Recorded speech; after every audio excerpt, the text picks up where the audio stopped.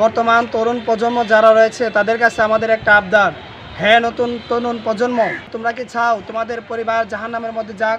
তোমরা কি চাও তোমাদের বন্ধুবান্ধব জাহান্নামের মধ্যে যাক? যদি না চাও তাহলে তোমাদের সামনে কিছু কথা তুলে ধরি, শুনো। হিজবুত তাওহিদ, বরং তারা হিজবুত তাওহিদ নয়, বরং তারা হচ্ছে হিজবুত শাইতান।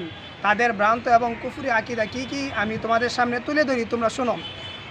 এক নম্বর হলো, ইসলাম ধর্ম নাকি খ্রিস্টানদের থেকে বানানো, আর এই ইসলাম ধর্ম সঠিক নয়।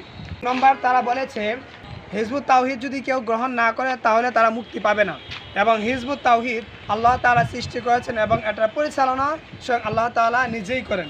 এবং তারা আরও বলেছে সমস্ত মুসলমানদের থেকে আলাদা ইবাদত করতে হবে, আর তাদের সাথে মিলেমিশে কোনো ইবাদত করা যাবে না।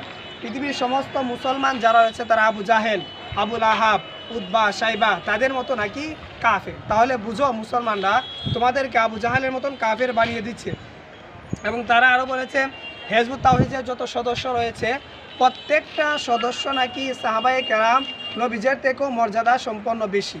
এবং তারা আরও বলেছে পন্নির যে বাইজিদ যে পন্নি রয়েছে, যে হিজবুত তাওহিদ গঠন করেছে, তার কথা নাকি কুরআনের কথা সমপর্যায়ে, যে কথা আল্লাহ তাআলা কোরআনে বলেছেন, আর বাইজিদ পন্নি তার কথা নাকি কুরআন যে পর্যায়ে এই সমপর্যায়ের হয়ে যাবে।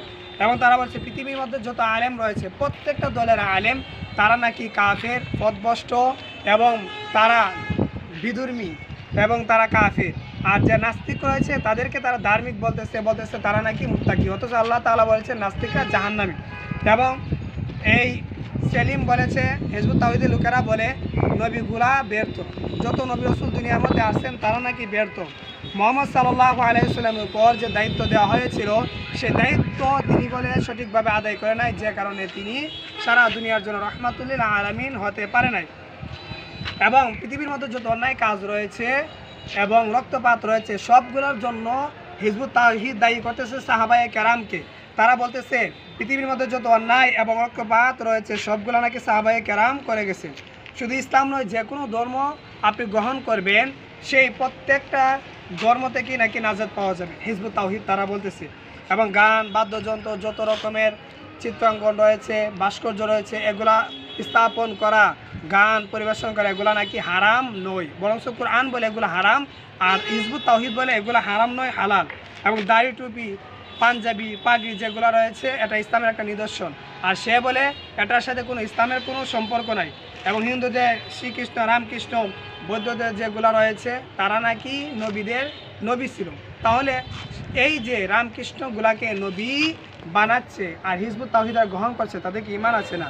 এবং আল্লাহ রাসূল সাল্লাল্লাহু আলাইহি ওয়াসাল্লাম বলেছেন নারী নেতৃত্ব হারাম, পথভ্রষ্ট হবে তোমরা যদি নারী নেতৃত্ব গ্রহণ করো।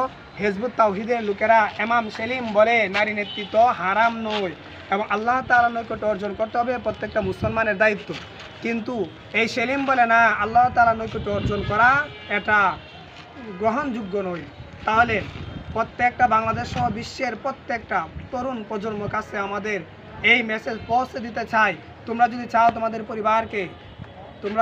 তোমাদের পরিবারকে হেফাজত করতে এবং তোমাদের যে বন্ধুবান্ধব রয়েছে তাদেরকে হেফাজত করতে, তাহলে হিজবুত তাওহিদ যে রয়েছে, হিজবুত তাওহিদের যে কার্যক্রমগুলো রয়েছে এগুলার প্রতিবাদ করতে হবে। এবং পাশাপাশি প্রত্যেকের কাছে তাদের যে কার্যকলাপগুলো রয়েছে সবার কাছে এগুলো প্রচার করতে হবে যে হিজবুত তাওহিদ মুসলমানদেরকে ধোঁকা দিচ্ছে এবং তারা মুসলমানদেরকে পথভ্রষ্ট করতেছে, প্রত্যেকটা মুসলমানদেরকে তারা জাহান্নামের পথে পা বাড়াচ্ছে।